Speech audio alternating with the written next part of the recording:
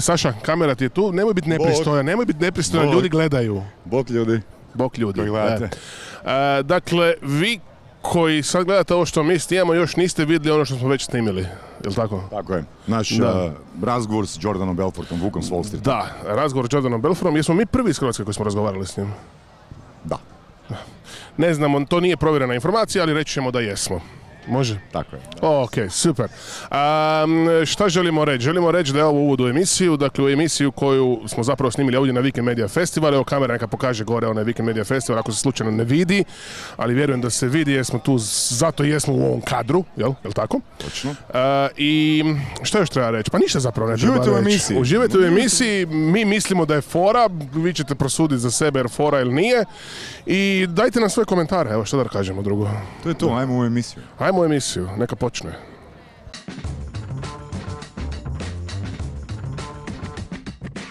Evo ljudi, dobar dan, dobrodošli, posebice vi iza malih ekrana. Ono što vas molim je, dakle, tišinu, da čujemo šta nam čovjek govori, da možemo dobiti odgovore na sva pitanja koja imamo. Imamo direktnu vezu sa Miamijem, dakle, s nama je Jordan Belfort, ili ti poznati kao Vuk sa Wall Streeta. Ideja čitave ove priče da vam ga predstavimo, da se i mi predstavimo na neki način i da najavimo konferenciju na koju čovjek dolazi uživo u Zagrebu. Naravno dolazi predavati kome, ni manje ni više nego našim političarima. Tako da, eto ljudi, vidjet ćemo i vi za malih ekrana koji gledate ovo, nadam se da ćete uživati, sve skupa će trajati nekakvih 20-25 minuta i to je onda to. I sjeti se spomenut za kraj. Sjetit ću se spomenut za kraj. Najbitnija možda stvar, spremamo jedno iznenađenje za vas, tako da kada se Jordan odjavi, ostanite još pola minute, minutu s nama da vam kažemo koje to iznenađenje jest. And now switching to English. Jordan, sorry to have kept you waiting, but it's kind of hot inside. It's actually very hot inside here where we are. And so, this is Saša, my name is Vedran. We call this panel, actually this interview, The Bad, The Good, and The Wolf. I hope you don't mind. Sure. So, should I just shoot with a question? So, basically, do you actually know where is Croatia? Or did you know where is Croatia before we contacted you? What's the question? What's that? Did you know where Croatia is before we contacted you? Of course. No, listen, I mean, just so you guys understand, everyone in the audience, Croatia, in the United States, Croatia has an amazing reputation of having gorgeous beaches, gorgeous people, specifically women. I mean, you'll hear about the women in Croatia, and then you don't hear much about the men. Sorry, guys. But you hear about the beautiful women and the great beaches and the warm, friendly people, and just it has a great reputation. Of course, I remember. Obviously, I'm old enough to remember the war that happened. That was a terrible time, and it's really amazing, I think, and a testament to the people of Croatia, how you emerged from that time and you quickly became this place where it's like, it's just like it just has a really fine reputation. So I'm excited to come there. I've never been there before. I was supposed to come many times, but it just didn't work out with timing and whatnot. So I know it's going to be an amazing event, and I'm hoping to also spend some time in Croatia as well, not just come and stay for a few days and see some of the country. We would love to. I mean, we are still waiting for your itinerary, so as soon as we get it, we'll plan something. Not maybe as crazy as in the movie, but something crazy for you, definitely, huh? Absolutely, enjoying it.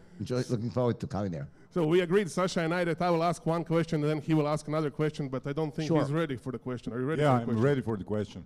Jordan, a few years ago I've read your book, The Way of the Wolf, and I didn't have such expectations from the book, but I think you over-delivered on your content. But I think I wanted to ask you, do you believe that the techniques and tactics that you presented in the book are more focused on B2C sales or B2B sales, or both? On the surface, it would seem that it really focuses on B2C. On the surface, you just look at it surface-wise, that, because you're dealing with, it talks about dealing with individuals. However, it's equally effective on a B2B. For example, when the system was first developed, we were calling business owners. It was always B2Bs. Now we were calling individuals, but they were all business owners, and we had to get through secretaries and assistants and whatnot. And then you are obviously moving to a personal investment, although some people did invest for corporate money as well. But the techniques that the book describes in detail that are very effective for all people, whether you're selling B2B or B2C, are just universal in the sense that they cut to the heart of how you influence an individual. So even if you're selling to a business, you're selling to a person on that business that's making a decision on behalf of the business. Some of the big differences you find with B2B is that you might have a longer sales cycle. There might be multiple people you have to influence along the way. But generally speaking, it works just as well B2B or B2C. Great. I have to ask one, this is my personal question because I was wondering all the time, who actually gave you the name The Wolf? So the Wolf of Wall, it's a funny story. So the Wolf of Wall Street, it started as a joke because there was a character on a very famous TV show in the United States, very old TV show that was on before I was a kid, called Gilligan's Island. And on the show Gilligan's Island, there's these 7 people they get shipwrecked on an island, a deserted island somewhere in the South Pacific. And one of the characters is one of the richest men in the world. And his name is Thurston Howell III, but his nickname is the Wolf of Wall Street, right? So we always used to kid around because he's a tall character, and I had a bunch of names. That was just one of the names. That one stuck, and it was a really funny name. Cool. Saša? I wanted to ask you, Jordan, what kind of techniques could attendees of our conference can learn from you during the conference?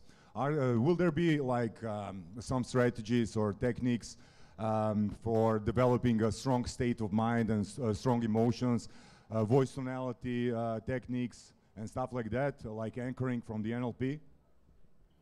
Yeah, so whenever I give a conference, and thankfully I'll have enough time to go through this, I go through both the inner game of success mindset and the outer game, meaning your real world strategies. But again, all success starts up here, with things, as you said, like learning how to manage your emotional state. How do you set yourself up to be in the proper state to be the best that you can be? Ensuring that the beliefs that you have about yourself, about achieving success, are all in line with the goals and the vision that you have for the future. And then also creating a vision for that future and ensuring that you have standards, like that your personal standard is where it needs to be. So those are all the 4 pillars of the inner game of success. But then again, that then sets you up to take action in the real world. And for that, you need strategies, real world strategies that work. So what are some of those strategies? Well, number one, you have obviously a strategy of selling. How do you close deals? How do you get into rapport with people? How do you prospect effectively, right? How do you contact people for the first time? How do you go about that step by step? But then you also, for many people, you have business owners that need to know about the rules of entrepreneurship. And even if you're not in business, those same rules apply to when you work at a company. How do you become invaluable to a company? How do you treat anything like it's, even if it's not your business per se, you're not the owner, you're still, look at yourself within the business, especially if you're in sales as an owner within that company. How do you make yourself invaluable, increase your value within that business? I'll be going through some rules of entrepreneurship. And I also want to touch on things like investing. How do you invest your money wisely? So I'm an expert, obviously, on Wall Street and stock investing. So I want to also touch on what you do with your money once you make it. How do you invest that and develop a portfolio that will make you rich over the long term? Jordan, can you hear me? Yeah? Yeah. Okay, the next question I would like to ask you, because that's like something that interests me. What would you say? What's more important? You mentioned inner game. When you mention inner game, that means controlling your emotional state, right? And your belief system. What would you say? What's more important? Emotional state, belief system, or sales techniques or communication techniques? Well, I mean, when lay it all out on a board. Usually I'll go through like this, 4 on this side, four things on the inner side, 4 techniques, core techniques on the outer side. Typically, I'll say the single most important skill set of all is the ability to close, to sell, to close the deal.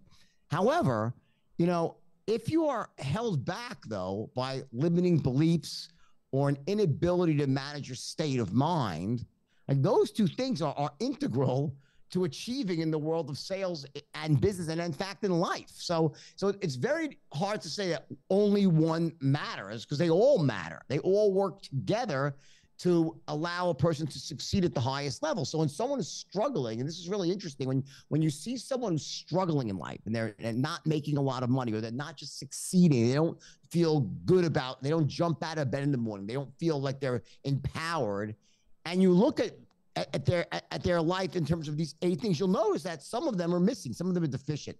So it's when you have all of these things working together in harmony that you can really succeed easily at the highest level. Can you give us like an example from your book? What's your tactic or strategy for generating a strong emotional state before you entered your sales process? Sure. So you know, when it comes to managing your emotional state, the first thing that's important to remember is that you're not talking about always trying to feel in some artificially pumped up state. Like, you're not looking to always feel absolutely certain. Like, certainty is a key state for selling and success, to be certain about what you're doing, to have confidence, certainty, confidence, clarity, right? Courage. But you're not trying to be that way all the time. That's impossible, right? So what you're looking to do is trigger those states, to get yourself into those states at the key moments in life, in business, when it matters most. Like when you're trying to close a deal, when you're negotiating, you're making an important decision about your future. One of the key techniques I use, and I teach, I invented, in fact, is not anchoring. Anchoring is an NLP technique invented by Richard Bandler and Grinder. It's very powerful NLP. I then took it 1 step further with something called olfactory anchoring, and that's actually using sense of smell to trigger certain states. And I'll go through that. Can I just stop you just to explain in the audience? I'm also an NLP guy. Uglavnom, pitanje je bilo sljedeće: na koji način Jordan, ako neko nije razumio, na koji način se on stavlja u svoje stanje, znači stanje prodaje. I ono što on koristi, znači on svaki put kad napravi prodaju neku, i kad se osjeća dobro, kad se osjeća entuzijastično, on to stanje asocira s nekim mirisnim štapićem. I onda kad napravi proces 6 do 10 puta, ujutro prije nego krene radit, zapali taj štapić da se odmah dovede u to stanje. To vam je takozvani trigger koji instantno automatizmom vodi osobu u to stanje koje je imala jučer ili prije 7 dana. Okay. Jordan, so Sasha and Elsa are also trainers, so sometimes the trainer in you, within, comes out, yeah? He can just not... Yeah, no, listen, obviously, I'm a good... Richard Bandler is a very close friend of mine. I'm a big fan of NLP, and I've used it.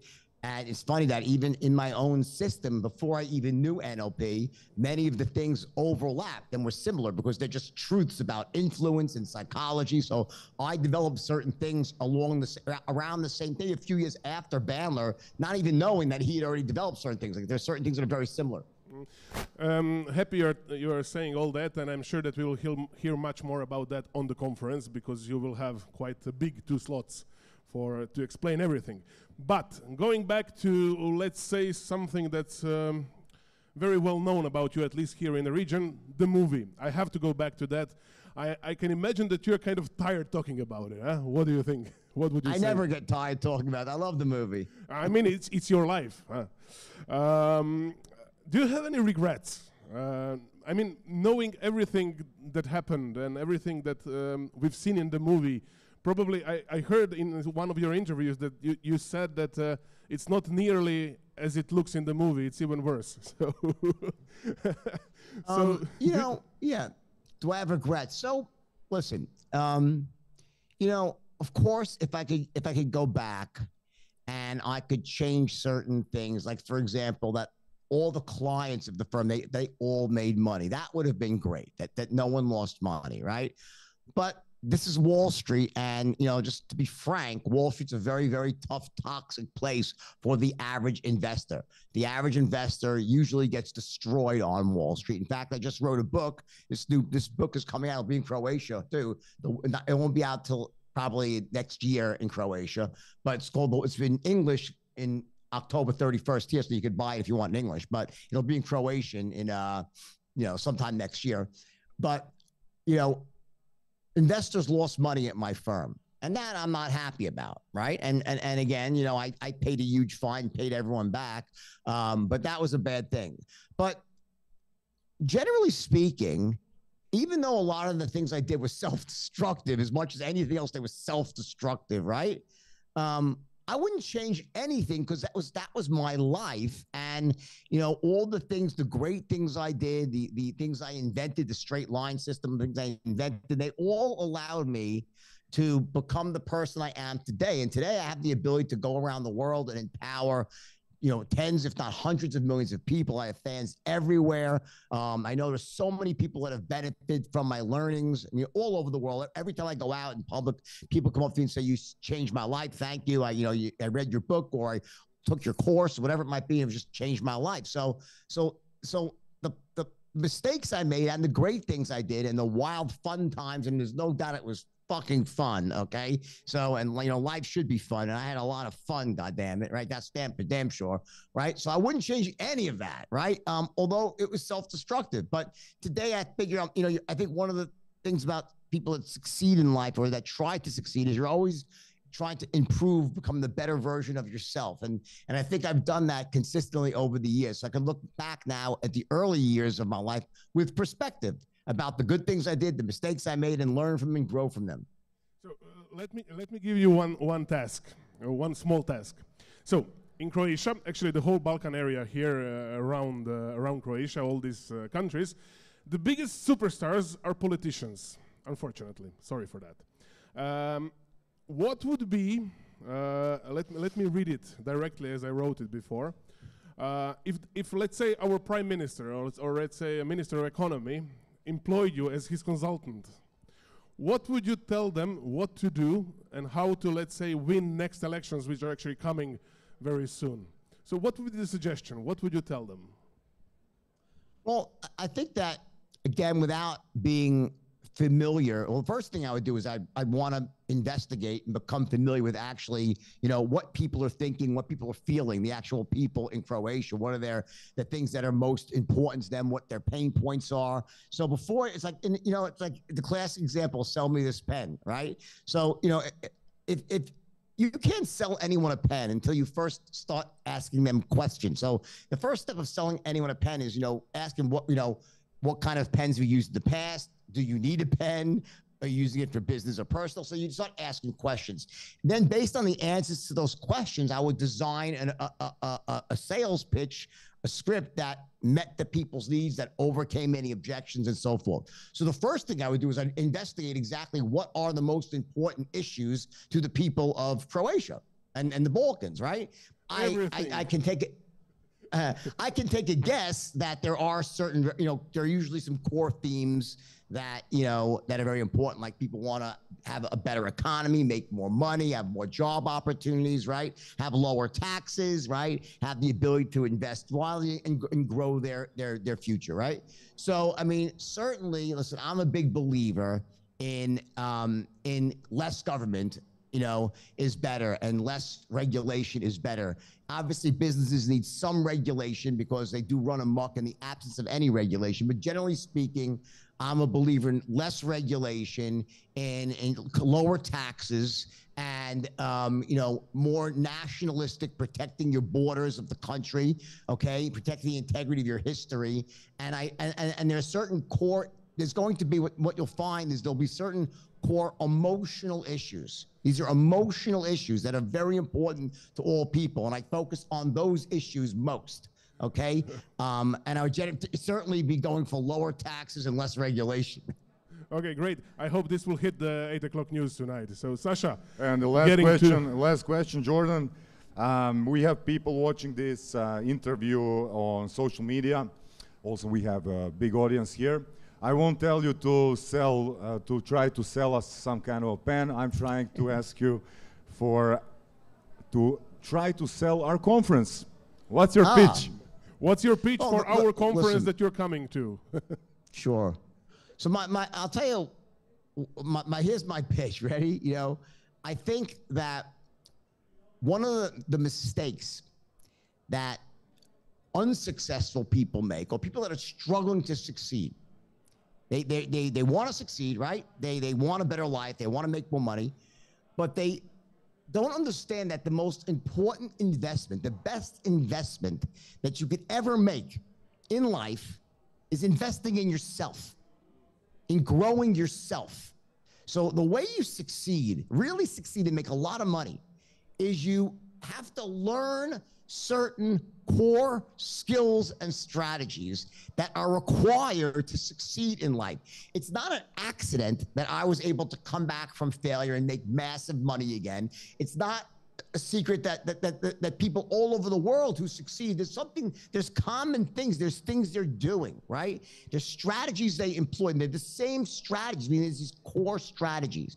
So I'm going to be teaching literally a blueprint, a step-by-step blueprint of how you succeed in life. It doesn't matter what you do, what line of work you're in, whether it's business or personal, whether you're looking to be more attractive to find a partner in life. Seriously, like the skills that you teach are both for you being a better person, a more attractive person, a more empowered person, a wealthier person, to be an asset to your family, to your community. So if you don't want to spend whatever I don't know what it costs to come to this conference, but that investment is an investment in you to grow yourself. So the first step in becoming successful is you have to turn yourself into this vessel to grow yourself, and then the money comes after. It's not like you get rich first and then invest in yourself. You invest in yourself first, and that assures that ultimately the money comes pouring in afterwards. So, you know, one thing about the conferences I do attend and speak at is, you know, I over deliver. So when I come to Croatia, whatever you think I'm going to do, I promise you this, if you're listening, you will not be disappointed. You're going to walk away from this saying it was the best decision I ever made in my life. And you're going to walk away with strategies, real world strategies you can start using tomorrow, the very next day, that will help you make more money, feel more empowered, make you want to jump out of bed in the morning and seize the day, and ultimately design whatever life you want. So like, I believe that, you know, life should be as designed. It's not about like it's random and you're just moving through life and hoping for the best. No, you want to design, envision the life that you want. Have a vision for your future. How do you do that? Well, I'll show you how. How do you create that vision and then learn the strategies and put those into use, put those into play to achieve whatever it is you want in life, whatever amount of money you want to make, where you want to live, where you want to travel, how you want to live, how you dress, what car you drive, everything. That can be designed. That's not an accident. So that's the intention, is to show you exactly how to do that so you can live whatever life you want. And if you don't attend, what you're going to find is that you'll run into people who did, and you'll say, wow, how the hell are they doing so well? Why are they making so much more money now? Why are they so much happier? Why do they have a bounce in their step? Why do they just are living a more empowered life than me? So you don't want that to happen. So I would strongly advise you to invest in yourself and attend, and it could be a life-changing experience for you. It will be. It really will be. Well, this is what I call a pitch, Sasha, so you can learn from the guy something, huh? Thank you, Jordan. My pleasure. Yeah. Okay, Jordan, thank you very much. We'll see you probably. Sasha and I will pick you up on the airport 1-2 days before the conference. We'll have a drink, but from what I've heard, you're not drinking alcohol anymore. Is that true? What's that? You're not drinking alcohol anymore. Is that true? No, I drink alcohol. Okay, good. Welcome. Welcome to Croatia then, because all our sponsors are actually alcohols. So I just don't do drugs anymore, but I still drink. Okay. Good. Good. So we'll see you in Zagreb on the 17th of November. We'll have a great day all together, and that's it. Sasha? That's it. Jordan, see you on 17th. Thank you very much. See you All soon, the guys. best. Take care. Vidimo se okolo. Ćao.